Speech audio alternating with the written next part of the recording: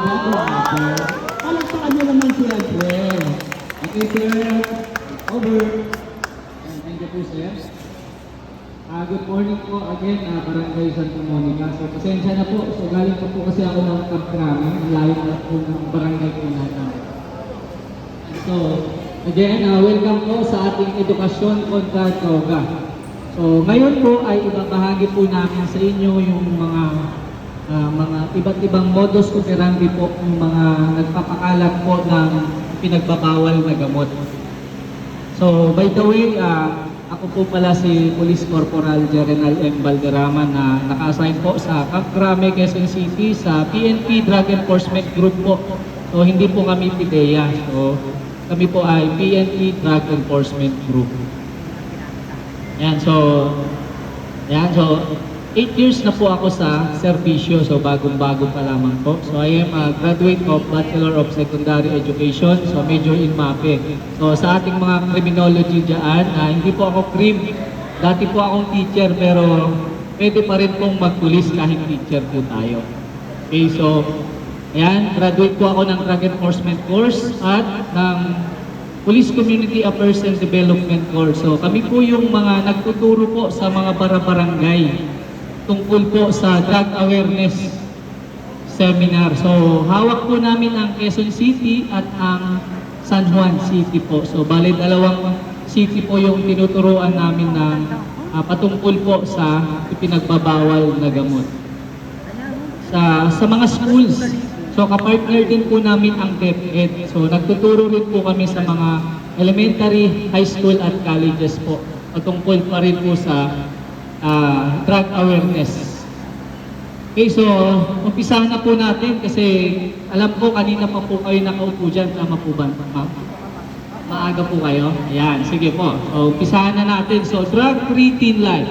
So sa ating mga kabataan dyan sa likod, pag naririnig nyo po yan, ano po yung pumapasok sa isipan ninyo? Huwag yung bata po ba? Bibigay ko nga sa'yo. Kayo na lang po, ma'am. Pakitagalog po yan. Pabulog nyo po sa akin. Ayun, sabi ni ma'am, libreng droga para sa kabataan daw. Ma'am, iloloko mo po ata ako. Libreng droga daw. Joke lang. Sabi po ni ma'am, buhay ng kabataan malaya sa droga. So yun po yung sinabi niya. So palakpakan po natin si ma'am. Tama po yun. Okay, so familiar po ba kayo sa 4 Pits 1 Word na laro sa cellphone? So ano po yung pagkakaparehas po ng 4 na picture na yan? Ayan, lahat po yan ay iba't ibang klase ng addiction po. So kung familiar po kayo, meron din pong addiction sa pagse-selfie. Buhay po silang sa selfie para meron po silang maipost sa kanilang Instagram or Facebook para magkaroon ng maraming likes and followers. O may addiction daw po dyan. And meron din pong addiction sa gadget. Tama po ba? Ayan. Kaninang umaga po, pagising ninyo, ano po yung unang-unang hinawakan ninyo? Di ba po? Aminin po natin. Cellphone po agad yung ating kinakapat instead na yung katabi natin. Di ba po? So, especially yung mga kabataan po natin, hindi na po natin sila mautusan. Tama po ba mga nanay?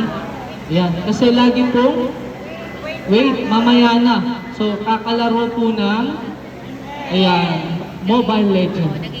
So, ramdam ko po kayo kasi ganyan din po yung aming bunsong kapatid. Hindi ko po mautusan laging mamaya na. So, minsan naiinis ako, gusto ko na lang i-uninstall yung nilalaro niya. So, and bakit naman po may kakilala akong lalaki, kahit nagsi-CR, dala pa rin yung cellphone, hindi niya mabitawan. Addiction po kaya yun? O meron lang po siyang tinatago? Ultimo pag CR, pagligo, dala po niya yung cellphone. Kaya sabi ko, baka addiction po kaya ito or may tinatago. So hindi ko po alam. Bahala na po siya.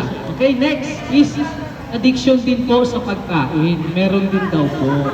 So, alam naman po natin na kapag sobra ay nagiging masama. Tama po ba? So, yan. Nung pandemic, Ayan, madami pong mga kababayan po nating lumaki. Tama po ba? Kasi nasa loob lang po tayo ng mga bahay. So, wala tayong ginawa kundi wait lang po, may sumabutahe ata sa atin.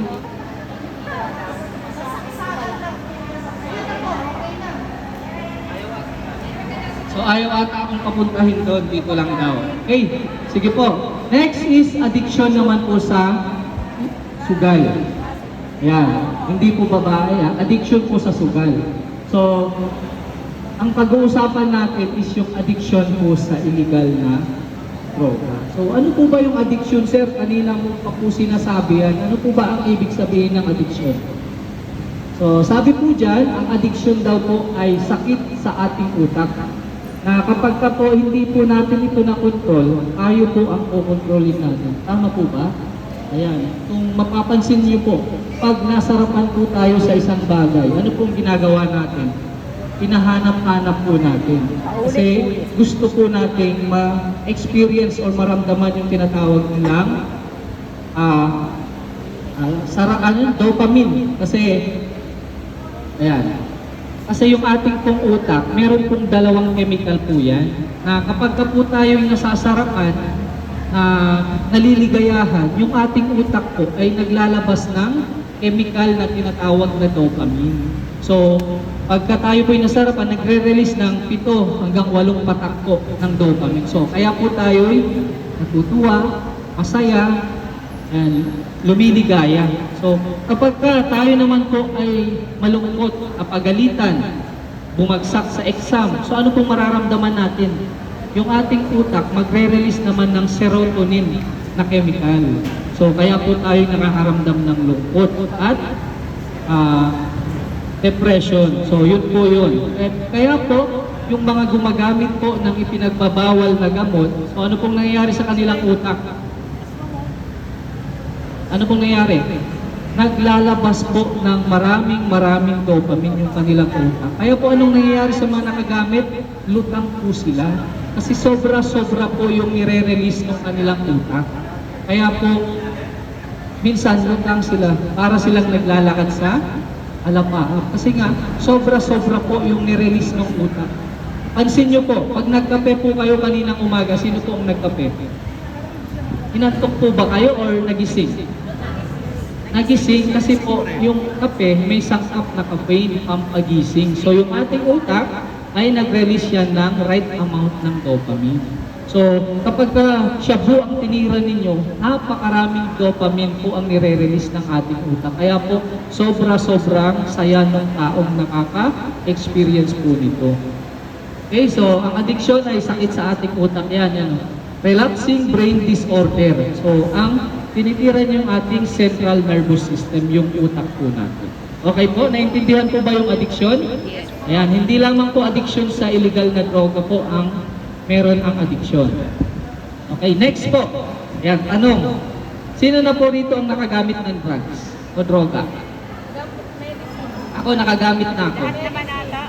Ayun, tama si ma'am. Nakagamit na ako kasi sumakit yung ulo ko, nag-take ako ng drugs na paracetamol. So, pag sinabi natin drugs, hindi po ibig sabihin na masama po agad. So, meron naman po tayong tinatawag na regulated at prohibited drugs. So, tingnan po muna natin, ano po ba ang definition ng drugs? A substance which when taken alters the body's function either physically or psychologically. So, nababago niya po yung ating pag-iisip, yung ating physical na itsura at yung ating estilo, psychological. Kaya nga po, yung paracetamol ay considered drugs. Okay, sige po. So, naintindihan po natin ha, pag nag-take ako ng drugs, hindi naman niya specific na sinabi na shabu or prohibited or illegal drugs yung kanyang tingin. Okay, so, ano naman po yung pag-abuso? So, ang pag-abuso, halimbawa, instead na isa lang po yung nireseta ni doktor. Tama po ba? 3 days ka lang dapat mag-take ng gamot. Eh, ginawa mo pong sumobra ka, naging 4 days. Drug abuse po ba yun? Yes. Halimbawa po, sumakit yung tiyan ninyo.